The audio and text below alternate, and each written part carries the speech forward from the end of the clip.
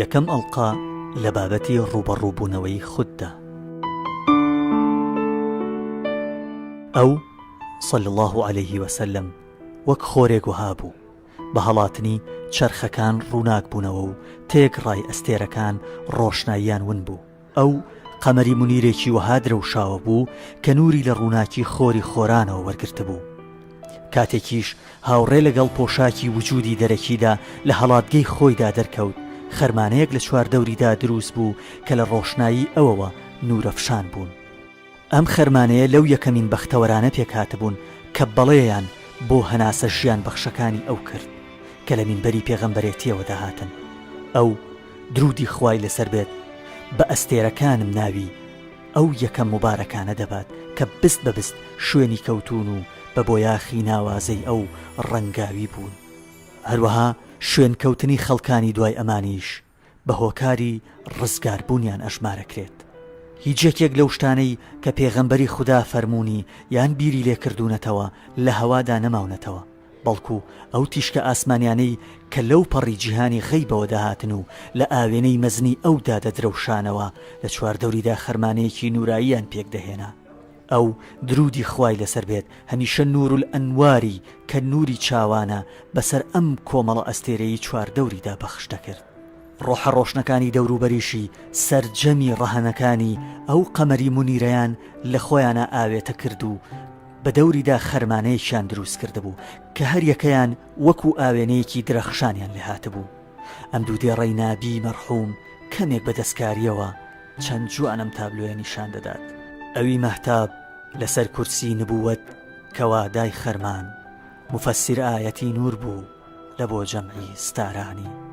بەڵێ لە ماوەیەکی زۆر کەمدا ئەو توانە و لێ هاتنە گونجاو و لە بارانەی کە هەر یەکەیان بووبوون بە ئاوێنە بۆ مانگ وەکو خەرمانە لە چواردەوری ئەو زاتە نورەفشان دەرکەوتن و نورانیەتێکی وەها فراوانیان بەدەستێنا کە چاو بەر شەوارە دەخات.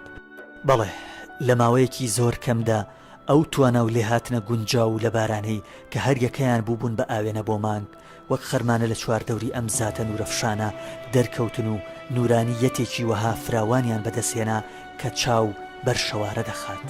هەمیشە وەک پەروانە بە دەوری ئەو سەرچاوە ڕووناکیەدا درودی خوای لەسەر بێت پەروازیان دەکرد و لە چوارچێوەی لە یەکچووندا بەردەوام جوانیە ئاسمانیەکانی ئەویان تێدا دەدرەوشایەوە. هەر بەهۆی ئەم چیەتیە نایابەوە بوو کە لە پاڵ ئەو کامڵی و پێگەیشتن و پڕیەی کە بەهۆیەوە دەیانتوانی قسەیان لە گشت جیهاندا بڕوات، خۆ بە کەمزانی و یاخیبوون و دیمەنی سادەیان هەمیشە ڕوبەڕووبوونەوەیان لەگەڵ خۆیاندا ناوازە و سەرسڕهێنەر بوو. خۆگەر بوترێت وەکو شاعیرێکیشمان ئاماژەی پێکات، ئەبوو بەکر و عومەر و عوسمان و عەلی هاوڕێ لەگەڵ ئەو لایەنە فراوانانەیاندا کە بەراورد ناکرێت دانیشتوانی ئاسمانەکان ئێرەییان پێدەبن. ئەوە هەرگیز ئەمە بە زیاتر ڕەویدا نانرێت. ئەوان لە پاڵ ڕەهەندە قوڵەکانی دڵ و ڕۆحدا کە خاوەنیان بوون هەمیشە هەڵیانە کوتایە سەر خۆیان و حاشا وەک تاوانبارێک مامەڵەیان لەگەڵ خۆیان ناکرد. حەزرەتی ئەبوبەکر یەکێک بوو لە سیما هەرە ڕوون و درەخشانەکانی ئەم خەرمانەیە. لە ئاوێنەی حەزرەتی ڕۆحی سەیدول ئەنامدا کە منهەلی عەزبول مەورودە ئەو کانگا بە پیتەیە کە دڵی ئێمەش وابەستەیەتی. ئەنوار و ئەسراری جیهانی غەیبی تەماشا کرد. ئەو سەدیقی ئەکبەرەی کە سەروەری وەلیانە کاتێک لەگەڵ خۆیدا ڕوبەڕوو دەبوویەوە ناخی خۆی بۆ خوا هەڵدەڕشت سەرڕای ئەوەی کە جانی جانانی واتە حەزرەتی پێغەمبەر هەمیشە سەنا و ستایشی دەکرد کەچی ئەو بەم شێوەیە دەیناڵە. خوایە گیان بێگومان من ستەمێکی زۆرم لە خۆم کرد، کەس نییە جگە لە تۆ لە گوناهەکانم خۆش بێت. ئای گیانی گیانم، تۆ تەنانەت لە سەردەمی جاهیلیشدا خەوت بە گوناهەوە نەدیوە. ئەگەر ئەمە ناڵە و نرکەی شایستە بە ئەقرەب المقرەبین بێت ئەوە ئەڵێم خوای گەورە ناڵە و نرکەیەکی وەهاش بە ئێمە ببەخشە. گرێ لە زمانی گوناهکارمە دەم و دەز ئەدەمە مڕاقەبەی بێدەنگ. خۆگەروتەکانت پەیامێک بێت بۆ ئەوانەی دوای خۆت، ئەوام جاراڵێن هاوار بۆ حاڵی ئێمە. دیسان ئەناڵێنم و دەڵێم بمبورە لێم خۆش بە بەزەیت پێم دابێتەوە. بێگومان تۆ غەفور و ڕەحیمی تاقانەیت. بە درێژایی و تەمەنی پیرۆزی هەرگیز بچووکترین لادانی لە ڕاستە هێڵ نەبووە و هەر ساتێک هاوڕێ لەگەڵ ڕۆحی خۆتەرخانکردندا بەرەو ئەو هەنگاوی ناوە. ئەم ڕوخسارە درەخشانەی کە ڕۆحانیەکانیش پێی سەرسامن دیسانیش باز لە گوناهەکانی خۆی دەکات و هاوڕێ لەگەڵ هەستی خۆدادگایی کردندا کە لە ناخی دڵیەوە دێت ڕوو لە خوا دەکات و بەم جۆرە دڵی خۆی بۆ هەڵدەڕێژێ. ئەم ئینسانە ناوازەیی کە تەنانەت لە خەویشدا ئەو شتانەی نەدیون کە باسییان لێوە دەکات پێش لە هەر شتێکی دیکە ئەو یەکەمی ئەو کەسانە بوو کە لە خەرمانەی نوردا خێوەتیان هەڵدا. هەروەها کاتێک عەندەلیبی زیشان کە ئاوێنەی سەمەدا بە دوای سینەیەکی کراوەدا گەڕا هەتا نەفەسە خواییەکانی سەر بە جیهانی غەیبی پێشکەش بکات ئەو ڕۆحە هەرە هوشیارەکە بوو کە بە مشت لە سینەی خۆی دەدا و دەیفەرموو من ئامادەم من ئامادەم.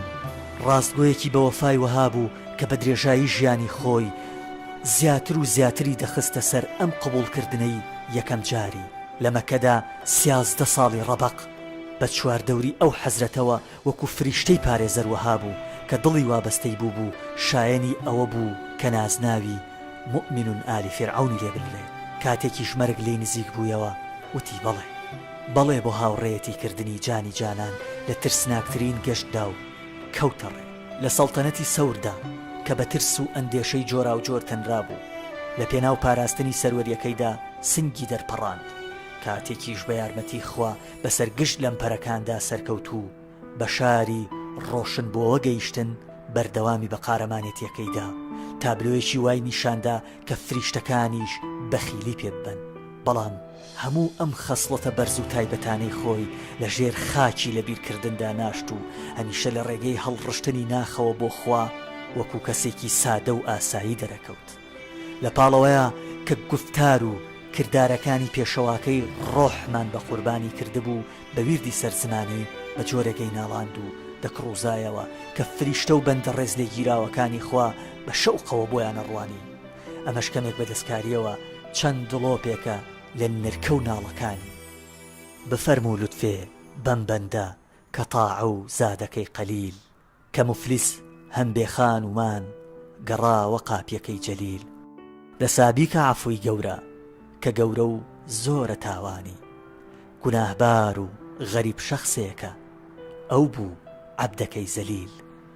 بەوە عیسیان لەوە نیسیان ئەوە سەرچاوەی تاوان دە چاوەنوارە لێدی حسان کەرەم فەرموو عەتای جەزیل. بەسەر چی دێتن ئەحواڵم نییە خێرێ لە ئەعماڵم خراپەی زۆر لە ئۆباڵم کە تاعە و زادەکەم قەلیل. بە ئاگر فەرموو تۆ بەردەن کەوا سووتاندمی یاڕەب وەکو فەرموودەکەی دوێنێت لە حەق ئیبراهیمی خەلیل. ئای ئەمەش چ لاڵانەوەیەکی قوڵ و چ مڕاقەبەیەکی ناوەکی فراوانە. ئەڵێ ئەو سەرمەشق و ڕابەری وەفاداران نییە و وەکو کەسێکی ئاسایی لە ڕێگەی چەند وشەیەکی کەمەوە گوزارشت لە ناخی خۆیەکات. ئەوەی کە چەندەها سەرکەوتنی وای بەدەستهێناوە کە بەنسیبی زۆرێک لە پێغەمبەران نەبووە و سەرکەوتوانە ڕوبەڕووی چەندەها جوڵانەوەی تیرۆریستی بووتەوە. حەزرەتی پێغەمبەر چەندین وتەی دەربارەی ستایشی ئەو فەرمووە هیچ یەکێک لەمانە نەیانتوانی کەمێک لە هەستی ترس و ئەندێشە و شعورکردن بە ئیحسانی ئەو هێور بکەنەوە. بەڵێ ئەو سەرکردەیەکی سیاسی سەرکەوتوو نمونەیەکی باڵای حەقانیەت و دادپەروەری و شەخسیەتێکی مەزنی وەها بوو کە هەرگیز لادان و ترازانی بەخۆ نەدیوە بە جۆرێک کە هەر یەکێک لە قۆناغەکانی ژیانی وەک داستانێکی قارەمانێتی وهایە. ئەگەر کەسانێک هەبن پێیان خۆش بێت دەتوانن سەردانی ئەلعەبقەریاتی مەحموود عەقاد بکەن. بەڵام ڕۆحی ئەو کە بە قەدەرهی فریشتەکان بێگەرد بوو هەرگیز بەم کردەوانەی خۆی لێ نەبوو بەشت. هەڵ ئەلەرزی هەمیشە لێپێچینەوە و لێپرسینەوەی لە خۆیە کرد. کاتێکیش ئەمەی ئەکرد دەتوت لە زێنیدا هەموو کردارە مەزن و چاکەکانی سڕاونەتەوە کە داخوازی چەندین سەدا لە هەوڵ و تێکۆشانە. خۆزگەم تێبینیانایان توانی شتێک بیری سەرگەردانە خۆپەرستەکانی ئەم ڕۆژگارە بخەنەوە کە کێچ بەگا پیشانەدەن. بەڵام هەیهات ئاقڵانی ئەمڕۆ هەرگیز ئەمەیان نەبینی و قەتی شەوڵیان نەدا بۆ دیتنی. تەنانەت هەوڵدان بە خەیاڵیشیانە نەهات چونکە دنیا پەرستی ئەوانی کوێر و کەڕ کردبوو، ژیانیان لە داڵانە تەسکەکانی جسمانیەت و حەیوانیەتدا بەڕێ کرد. بێئاگا بوون لە ژیانی دڵ و ڕۆح. بێداربوونەوەی ئەمانە پێویستی بە لوتفێکی دەراسای خوایی هەیە. نابێت لە بەرامبەر ڕەحمەتی فراوانی خوددا بێ ئومێد بین، بەڵام تێکڕای خان دەمارەکانی مێشک لە ئێستادا بەڵێ بۆ ئەمە ناکەن. لەم ڕووەوە من ئەم بێدارکردنەوە و خەبەرکردنەوەیە حەواڵەی ئەو عینایەتە تایبەتێ دەکەم و خاڵێک دادەنێم و ئەچمە سەر کەسایەتیەکی ناوازەی دی.